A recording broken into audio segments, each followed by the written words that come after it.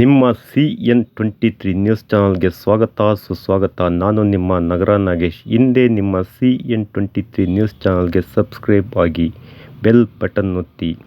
ನಾವಿಂದು ಹೇಳಲು ಹೊರಟಿರುವ ಸುದ್ದಿ ಅತ್ಯಂತ ವಿಶೇಷ ಹಾಗೂ ಕುತೂಹಲಕಾರಿ ಸುದ್ದಿಯನ್ನು ನಿಮ್ಮ ಮುಂದೆ ಬಿತ್ತರಿಸಲು ನಿಮ್ಮ CN23 ನ್ಯೂಸ್ ಚಾನಲ್ ಸನ್ನದ್ಧವಾಗಿದೆ, ಸಜ್ಜಾಗಿದೆ. ಪ್ರಿಯ ವೀಕ್ಷಕರೇ, ಧರ್ಮಸ್ಥಳದಲ್ಲಿ ನಡೆಯುತ್ತಿರುವುದಾದರೂ ಏನು? ಇಡೀ ದೇಶ ವಿದೇಶಗಳಲ್ಲಿ ಧರ್ಮಸ್ಥಳ ಪ್ರಕರಣ ಕುಖ್ಯಾತಿ ಪಡೆದಿರುವಾಗಲೇ ಅಲ್ಲಿನ ಅನನ್ಯ ಭಟ್ ತಾಯಿ ಪರ, ಸುಜಾತಾ ಭಟ್ ಅವರ ಪರ ವಕೀಲ ಮಂಜುನಾಥ್ ಅವರು ತನಿಖಾ SIT ಟೀಮ್ನಲ್ಲಿರುವಂಥ CPI ಉತ್ತರ ಕನ್ನಡ ಜಿಲ್ಲೆಯ CPI ಮಂಜುನಾಥ ಗೌಡನ ವಿರುದ್ಧ ಗಂಭೀರ ಆರೋಪ ಹೊರಿಸಿದ್ದಾರೆ.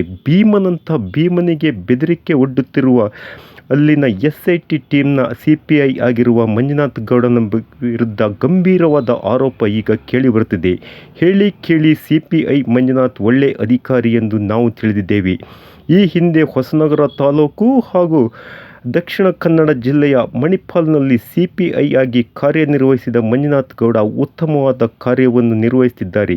ಆದರೆ ಇಲ್ಲಿ ಯಾರ ಒತ್ತಡಕ್ಕೆ ಈ ಮಂಜುನಾಥ ಗೌಡ ಮಣಿದಿದ್ದಾರೆ ಎಂಬುದೇ ಇಲ್ಲಿ ಗಂಭೀರವಾಗಿ ಆಲೋಚನೆ ಮಾಡಬೇಕಾಗುತ್ತದೆ. ಧರ್ಮಸ್ಥಳ ಪ್ರಕರಣದಲ್ಲಿ ಭೀಮನಿಗೆ ಬೆದರಿಕೆ ಒಡ್ಡುತ್ತಿರುವಂಥ ಮಂಜುನಾಥ ಗೌಡ ಬೆದರಿಕೆ ಒಡ್ಡುತ್ತಿದ್ದಾರೆ ಎಂದು ಅನನ್ಯ ಭಟ್ ಅವರ ತಾಯಿ ಸುಜಾತಾ ಭಟ್ ಪರ ವಕೀಲ ಮಂಜುನಾಥ್ ಆರೋಪ ಮಾಡುತ್ತಿದ್ದಾರೆ. ಇಲ್ಲಿ ಏನೇ ಆದರೂ ಶ್ರೀ ಮಂಜುನಾಥ, ವಕೀಲ ಮಂಜುನಾಥ, ಇನ್ಸ್ಪೆಕ್ಟರ್ ಮಂಜುನಾಥಮಯವಾಗಿದೆ. ಮಂಜುನಾಥನೇ ಈ ಪ್ರಕರಣವನ್ನು ಗಂಭೀರವಾಗಿ ಪರಿಗಣಿಸಬೇಕೆಂದು ನಾವಿಲ್ಲಿ ಬಯಸಿದ್ದೇವೆ.